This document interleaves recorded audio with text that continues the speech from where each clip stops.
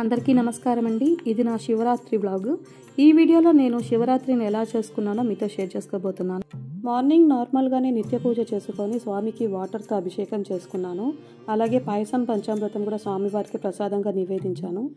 రోజంతా ఉపవాసం ఉండాలనుకున్నాను. మధ్య మధ్యలో మాత్రం ఇలా కోకోనట్ వాటర్ అండ్ పాలు తీసుకున్నానండి. ఈవినింగ్ కూడా సంధ్యాదీపం పెట్టుకొని నందూరి వారు చెప్పిన రుద్రం చదువుతూ అభిషేకం చేశాను. ఇప్పటి వరకు అయితే టైం బాగానే గడిచిపోయింది. ఉపవాసం ఉన్నా కూడా నాకు ఇబ్బందిగా ఏం లేదు. ఇంకా జాగరణ కూడా ఉందామనేసి డిసైడ్ అయిపోయాను. ఇంట్లో పనులన్నీ కంప్లీట్ అయిపోయి పిల్లలకి తినిపించేసి వాళ్ళని పడుకోబెట్టేసరికి టైం 10 అయిపోయింది. ఇంకా టీవీలో ఈషా ప్రోగ్రామ్స్ చూస్తూ, భక్తి టీవీలో శివయ్య ప్రోగ్రామ్స్ చూస్తూ అలా 11:30 వరకు గడిపేశాను.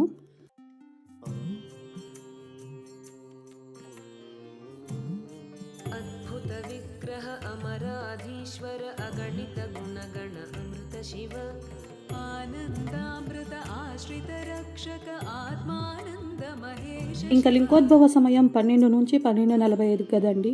ఇంకా లేట్ అయిపోతుందనేసి పూజకని రెడీ చేసుకుంటున్నాను. పూజకని రెడీ చేసుకున్న తర్వాత ముందుగా గణపతికి పూజ చేశాను. తర్వాత శివయ్యకి షోడశోపచార పూజ చేసుకొని అష్టోత్తరం బిల్వాష్టకం చదివాను. శివుడు అభిషేక ప్రియుడు కదా, అందుకే 15 పదార్థాలతో అభిషేకం చేద్దాం అనుకున్నాను. ఒక్కొక్క పదార్థం 108 ఓం నమ శివాయ పంచాక్షరి నామాలతో అభిషేకం చేస్తున్నాము. ముందుగా రుద్రం చదువుతూ నీటితో అభిషేకం చేశాను.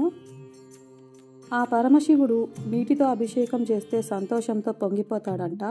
సో ముందుగా నేను నీటితో అభిషేకం చేశాను.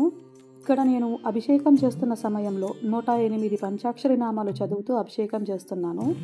పాలతో అభిషేకం చేస్తే సర్వ సౌఖ్యాలు లభిస్తాయి. పెరుగుతో అభిషేకం చేస్తే బలము, ఆరోగ్యం లభిస్తుంది. చక్కెరతో అభిషేకం చేస్తే దుఃఖనాశనము. ద్రాక్షరసంతో అభిషేకం చేస్తే విజయం లభిస్తుంది.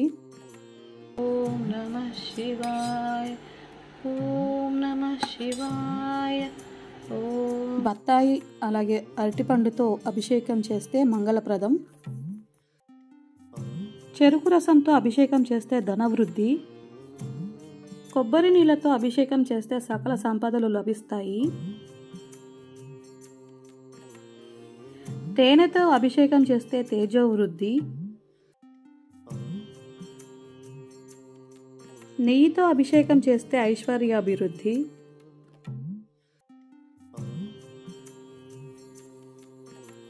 విభూతితో అభిషేకం చేస్తే మహాపాపాలు తొలగిపోయి కోటి పుణ్యాల ఫలితం లభిస్తుంది.